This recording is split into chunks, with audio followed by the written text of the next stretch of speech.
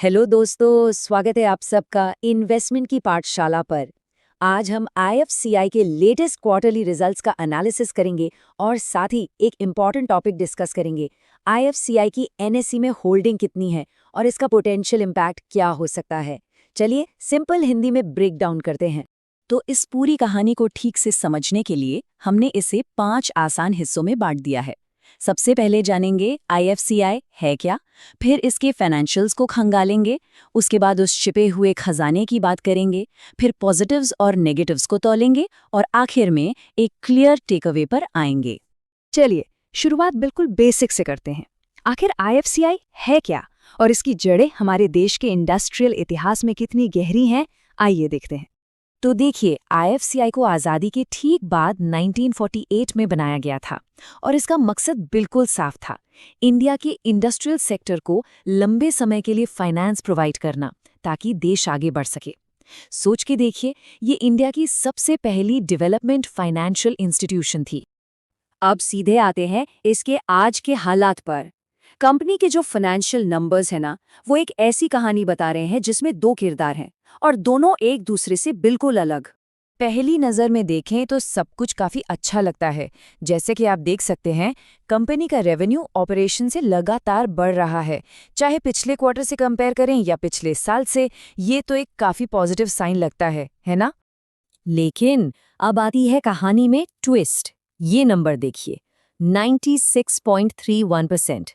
ये है कंपनी के ग्रॉस नॉन परफॉर्मिंग एसेट्स। आसान भाषा में समझाऊं, आईएफसीआई ने जो कर्ज बांटा है उसका लगभग 96% वापस नहीं आ रहा।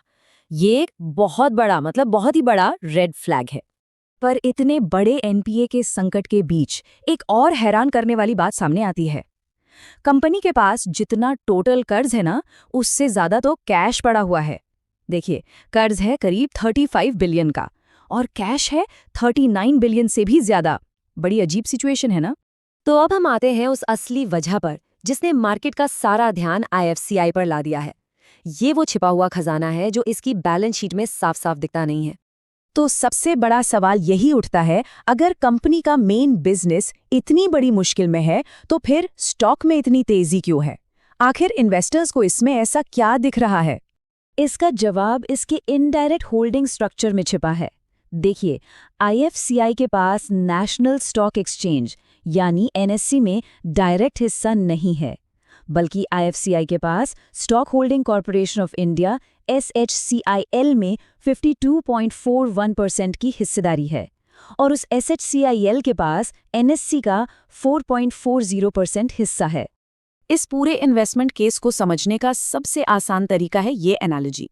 मान लीजिए आप एक बहुत पुराना टूटा फूटा घर सिर्फ इसलिए खरीद रहे हैं क्योंकि उसकी जमीन एक प्राइम लोकेशन पर है। यहाँ आईएफसीआई का लेंडिंग बिजनेस वो पुराना घर है और उसकी एनएसई होल्डिंग वो अनमोल जमीन। तो अब सवाल है, इस जमीन की कीमत क्या है? अगर हम एनएससी की अनलिस्टेड मार्केट की वैल्यूएशन के हिसाब से चलें तो आईएफसीआई की इस इनडायरेक्ट हिस्सेदारी की अनुमानित कीमत लगभग 13,110 करोड़ रुपए बनती है।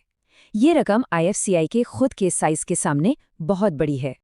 और इसको एक अलग पर्सपेक्टिव से देखें तो आईएफसीआई की जो पूरी मार्केट वैल्यू है ना, उसका लगभग 78% हिस्सा सिर्फ और सिर्फ इस एक छिपी हुई संपत्ति से आ रहा है। मतलब मार्केट इसके लेंडिंग बिजनेस और बाकी एसेट्स को बस 22% की ही वैल्यू दे रहा है। तो अब हमारे पास दो अलग अलग कहानियां हैं। एक तरफ है एक बड़ी उम्मीद और दूसरी तरफ है एक बड़ा खतरा। चलिए अब इन दोनों को आमने सामने रखकर तोलते हैं। तो देखिए, ये है सिक्के के दो पहलू।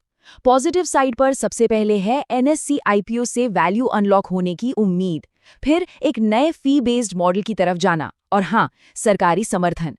लेकिन दूसरी तरफ है 96% एनपीएस का सच, एक बीमार कोर बिजनेस और ये रिस्क की सारी तेजी सिर्फ और सिर्फ आईपीओ की उम्मीद पर ही टिकी हुई है। तो आखिर इन सब बातों का निचोड़ क्या निकलता है? इस पूरी कॉम्प्लेक्स सिचुएशन से हमें क्या समझना चाहिए? चलिए इस पर बात करते हैं। देखिए, सबसे ज़रूरी बात ये समझनी है कि आईएफसीआई को उसके कामकाज या प्रॉफिट के लिए नहीं, बल्कि उसके हिस्सों को जोड़कर वैल्यू किया जा रहा है। इसको सम ऑफ द पार्ट्स वैल्यूएशन कहते हैं, और यहाँ सबसे कीमती हिस्सा है एनएससी की हिस्सेदारी, जो इसके बीमार बिजनेस पर एक तरह से पर्दा डाल रही है।